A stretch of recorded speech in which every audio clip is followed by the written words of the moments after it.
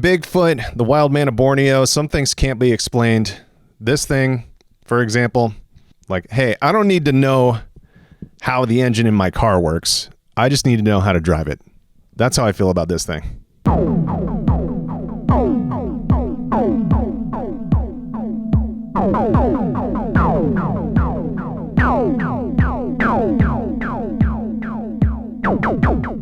I've been a little nervous about doing a video about the future sound systems. I've been a little nervous about doing a video on the future sound systems Timbral Sculptor, which is this thing right here, because I am not an electrical engineer. I did read the manual when I bought it like 9 months ago. I don't know. It's been a while. And I'm going to be honest, like, I read it thoroughly and I don't understand a lot of the things that it said. I decided that this video is going to be an explanation of the Timbral Sculptor from an idiot musician who read the manual 9 months ago, which is me. I'll just explain it in musician terms and maybe that'll help. This is voltage controlled filter / amplifier / distortion thing. You can think of it as 3 separate filters really, plus an amp, plus overdrive, distortion kind of shit all mixed together. Now, in order to keep this relatively simple, because there's so much going on with this thing, so much going on here with this thing, I want to keep everything else as simple as possible just to make it easier to follow. So I'm using the simplest VCO I have. This is the AI Synthesis VCO. It's a DIY kit that I built and I couldn't get these knobs to stick on, so those are bare metal. Bear with me. And then I just have I don't really want to mess up my camera angle here, but down here, maths in the bottom left corner is sending a very simple envelope, which is duplicated to the VCA and the filter. Got all that? Okay, great. Let's move on and just tell you what I would say each of these controls does. So right now I'm just turning up the, basically this is just like the base level volume of the amp. And I just ate Chipotle, so if you hear me choking back burps, sorry.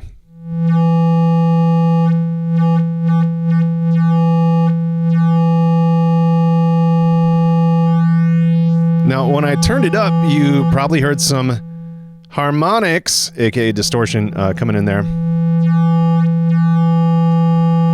To get like a really clean signal, you kind of have to have the drive knob set to like 9 o'clock. So what you're hearing right now, I've got a triangle wave going into this thing, and it's just wide open, but I'm trying to let you hear like the triangle wave in its most simple, unaffected form. So this is pretty much just what the waveform sounds like coming out of the VCO. And the various knobs and controls will affect that signal in the following ways. Here we go. So this is the frequency knob, the freak knob, when you want to freak it up. All the way to the left, counterclockwise, is basically closing the filter and turning it clockwise to the right, opens it all the way up. Right now I have the low pass filter engaged, but I could turn that down and I could do this band pass filter. Now a band pass filter is like imagine this, like this shape, EQ, basically, and as you move the knob, it goes up and down like that, just picking out like a middle frequency.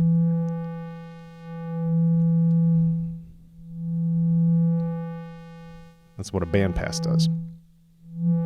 Got that? All right. So band pass and then high pass filter.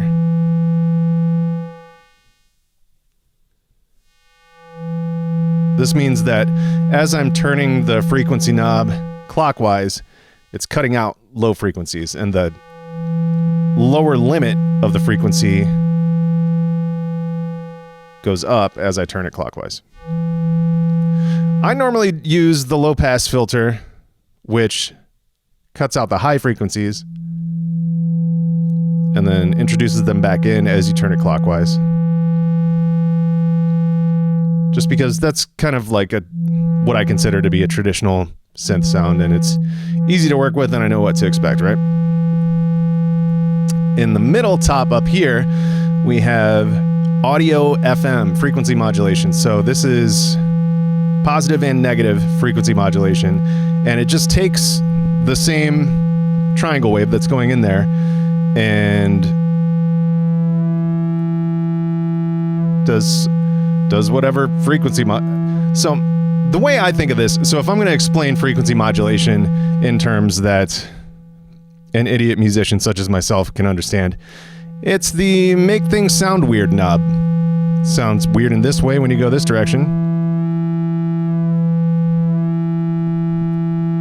and we can make it sound weird in another different way going this direction. The more you turn it, the weirder it gets. That's what I think of this knob is doing. It's the weird knob.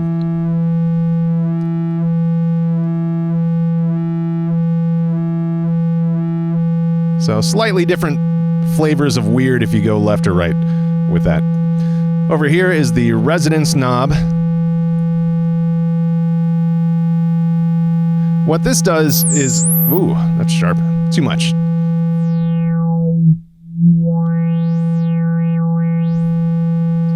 Resonance is difficult to explain in musician terms.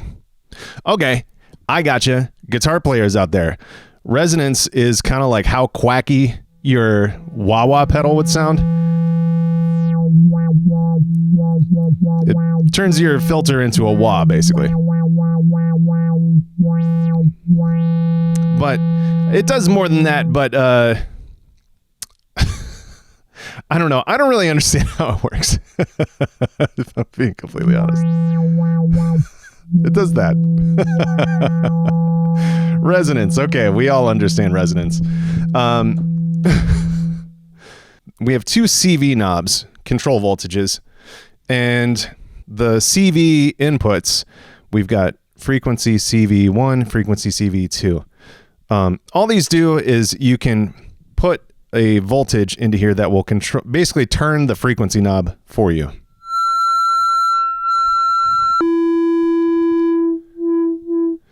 So if you have the frequency knob turned all the way down and your CV input turned all the way up, when you send it a voltage to control that frequency knob, it will do it for you.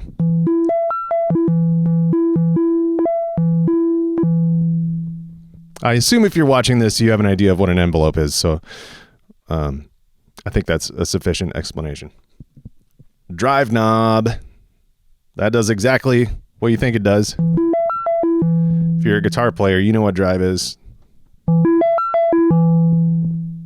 Turn it up, you get more drive. AKA harmonics. Distortion.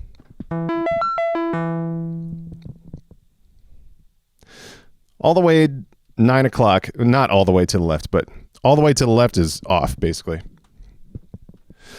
So this is the level, volume, the gain going into the output circuit.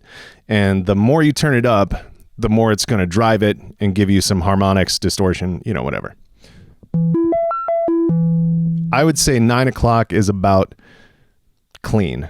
Like if we try...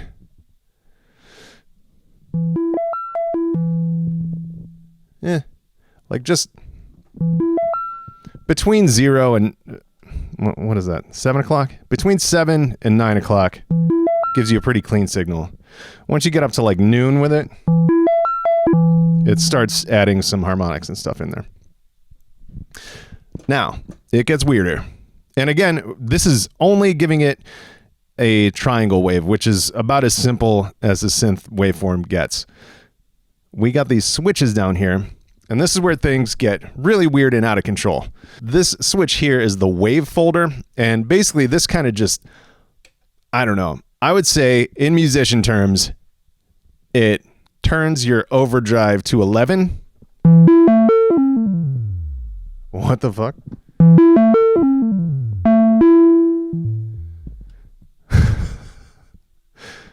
That was weird.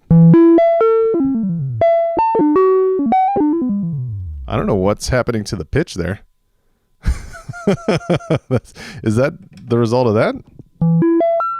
It is. So for some reason, the wave folder is affecting the pitch. I can't explain that.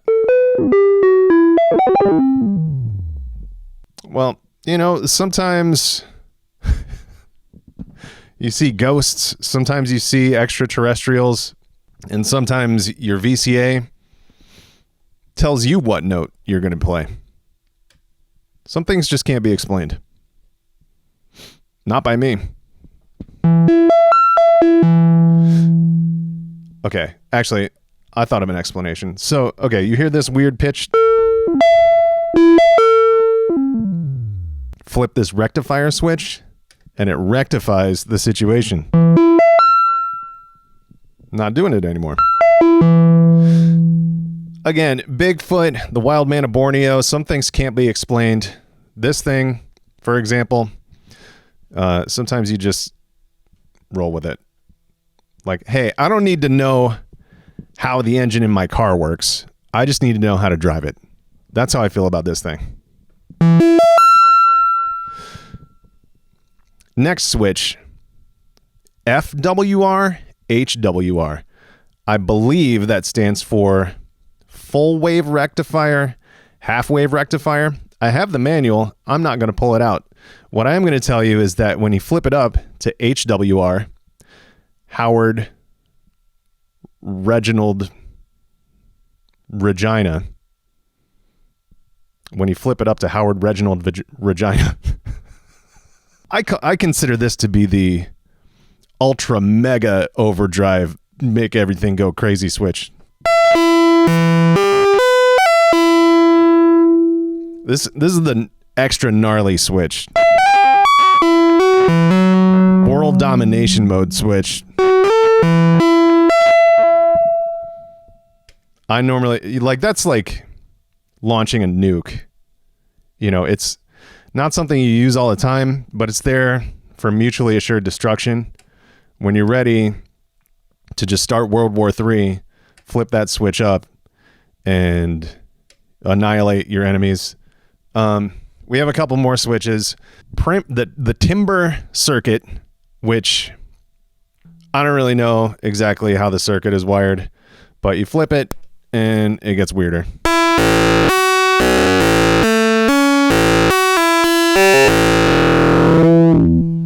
So it's kind of like putting a distortion pedal after your amp output. Like put a mic in front of your guitar amp and then run that mic through a distortion pedal.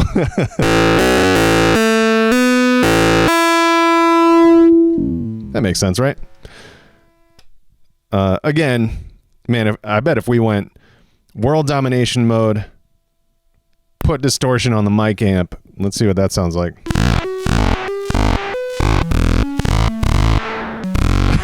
Yeah, that's like barely usable. When you start getting into these extreme distortion situations, where you place the drive knob makes a huge, weird, unpredictable effect.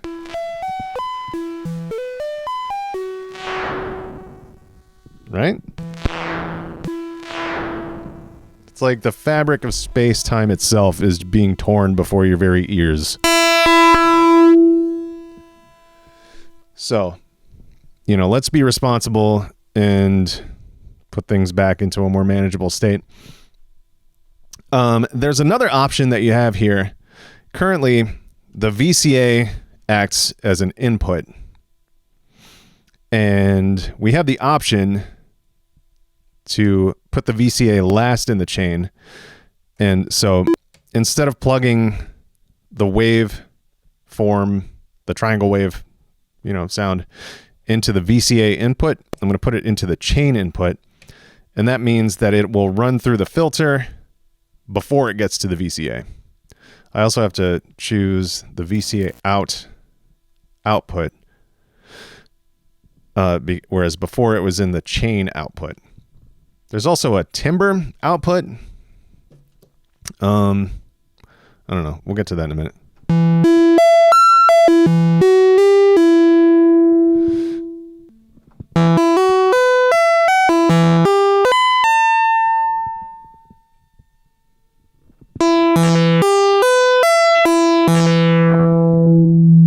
Just to reiterate, all of these sounds are just coming from a triangle wave into the Timbral Sculptor. That's how crazy this thing is. It's taking the most simple waveform that you can send it and turning it into a mangled, beautiful monster. So let me start sending the sequence and start twisting some knobs.